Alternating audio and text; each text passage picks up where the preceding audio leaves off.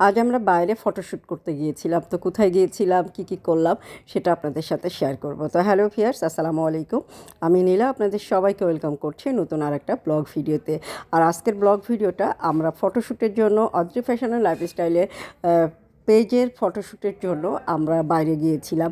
তো কোথায় গিয়েছিলাম চলেন জায়গাটা আগে দেখাই। কি সুন্দর না জায়গাটা, অনেক সুন্দর জায়গাটা। আর এটা আরও মানে বেশ কিছুদিন আগে আরও অনেক বেশি সুন্দর ছিল, যখন কাশফুলের সময় ছিল, চারিদিকে শুধু সাদা সাদা হয়েছিল।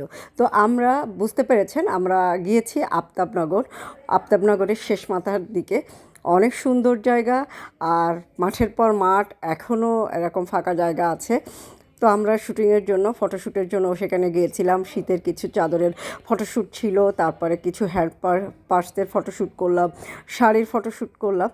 আর বাতাসও হচ্ছিল, ঝিরিঝিরি বাতাসটা একটু ঠান্ডা ঠান্ডা ছিল, রোদও ছিল, আবার বাতাসটাতে ঠান্ডা ঠান্ডা একটা শীতল আবেশ আমাদেরকে দিচ্ছিল। তো সব কিছু মিলিয়ে বেশ ভালো লাগছিল। আর এই যে একদম ঝলমলে একটা আকাশ ছিল, আকাশটা এত সুন্দর, আর এরকম দিগন্ত জোড়া বিস্তৃত মাঠ দেখতে কিন্তু ভালোই লাগে, তাই না? আমার কাছে বেশ ভালোই লাগছিল। আর এই রাস্তাটা কিন্তু খুবই জনবহুল বলতে পারেন। দিনের বেলায় প্রচুর লোক যাতায়াত করে।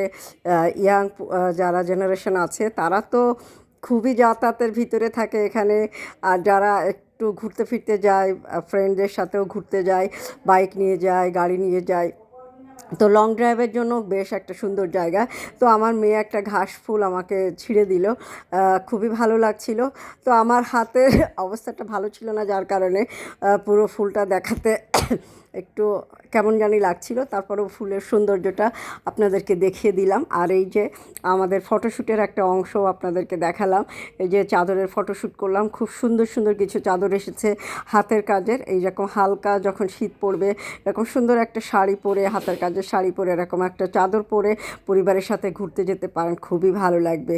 তো আমরা ফটোশ্যুটের জন্য গিয়ে বেশ ভালো লাগছিল, খুব এনজয় করলাম, ফটোশ্যুট করলাম। ফটোশ্যুটের আমার ক্যামেরাম্যান ছিল আমার মেয়ে, ওকে আসতে বললাম, মা তোমাকে স্কুলে যেতে হবে না, আমি বাসায় আছি, তো চলো আমরা একটু বাইরে থেকে ফটোশ্যুটটা সেরে আসি। তো ও খুব সুন্দর করে আমার ভিডিওগুলো করে দেয়। আমার পেজের যত ভিডিওগুলো দেখেন, তো ম্যাক্সিমাম ভিডিও আমার মেয়ের, এবং ফটো তুলে দেওয়া, এগুলো সবই আমার মেয়ে করে দেয়, আর ওর বাবাও করে দেয়। তো ফটোশ্যুট হচ্ছে আমার ব্যক্তিগত লোকজনই। তো আর এই যে দেখেন এক সাইডে কাশফুলের বাগানে আগুন দেওয়া ছিল, তো ধোঁয়া উঠছিল, মনে হচ্ছিল যে একদম কুয়াশা উঠছে, এত সুন্দর লাগছিল।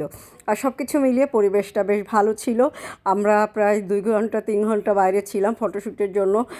খুবই ভালো লাগছিল, বাতাসটা ঝিরঝিরে বাতাস, খুবই খুবই একটা শরীরের ভিতরে একটা প্রশান্তি দিচ্ছিল। রোদ থাকলেও কিন্তু একদমই কষ্ট হয়নি। তো এরকম আবহাওয়া খুবই ভালো লাগে।